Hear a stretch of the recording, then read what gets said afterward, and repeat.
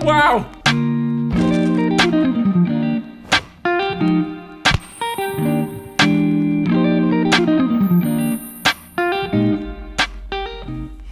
Hey, I'm your Korean dad. I know you're hungry. I sure am. Went to this new place that just opened up a couple months ago, and I got us some Philly cheesesteaks. These look really good. Unwrapping. A little messy. Let's look at yours. They look like such a mess. Look at that. I got some sweet and hot peppers, a little bit of lettuce. I know lettuce isn't classic, but I kind of like the lettuce. Got some provolone cheese. I got the same thing for you. I wanted you to try what I like. Okay, 잘 먹어. Wow, it's really cheesy. The peppers give it a lot of pop. And of course, it's really meaty. Bread's a little soggy, but that's a takeaway cheesesteak. The cheesesteak was invented in Philadelphia, Pennsylvania by Italian-American brothers Pat and Harry Olivieri. It was in 1930 at the beginning of the Great Depression. They took sliced steak and chopped onions, fried it up on a griddle, threw it in a long Italian roll, and the Philadelphia Institution was born. Pretty quickly, people were coming from all over to try the cheesesteak. People in Philly loved it so much because it was affordable and really yummy. And the cheese part, the best part, that came a whole decade later. Also, people get to customize it however they want. I like with peppers. Some people like it with different kinds of cheese, provolone, Cheese whiz. Oh, it's really messy. I need a napkin. You want a napkin? Here's a napkin.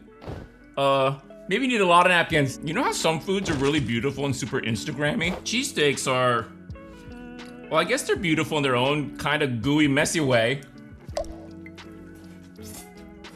Oh God, tomato. Unexpected tomato is like a,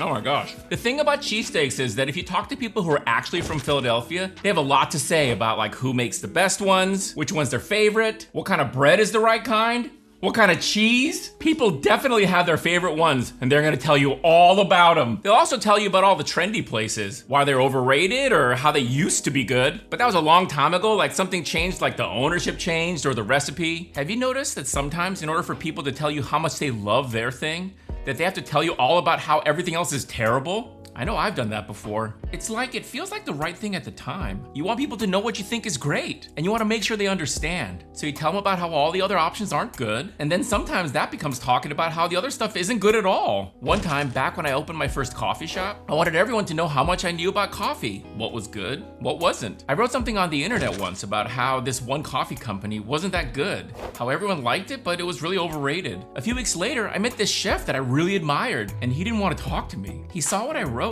and said it was really mean. A lot of people like that coffee, and the people who work at that coffee company don't need to be hearing about how I think they're crappy. As soon as he told me this, I was really embarrassed because he was right. What I did was mean. Frankly, I didn't think anyone would care what I had to say. And my whole point wasn't to insult that company. It was to talk about the good stuff I wanted to talk about. Has anyone hurt your feelings like this? Maybe there's something you really like and they're like, oh my God, that sucks. Or maybe they said they didn't like you as much as they like someone else. Yeah, that's really not okay. And I'm really sorry that happened. I've been trying really hard to be better at this myself. I can talk about how much I love something without having to say anything bad about anything else. In fact, if someone tells me they like something else, I'll ask, oh yeah? What do you like about it? I wanna know because it sounds great. And I do wanna hear about it. It feels good when someone asks questions about something you like.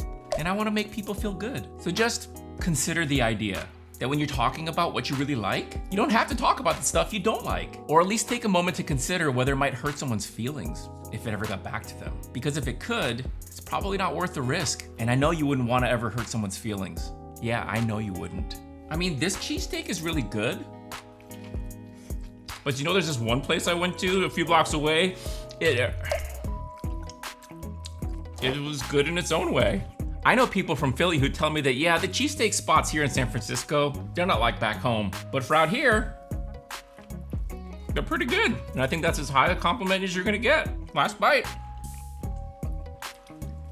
So remember, try to talk about what you like, and you don't have to talk about what you don't like. Consider the way others might feel. We all like things for different reasons. Besides, it's kind of hard to mess up a cheesesteak. Do you have any questions for me? I'd be happy to chat with you more if you want. Reach out to me anytime. You know where to find me.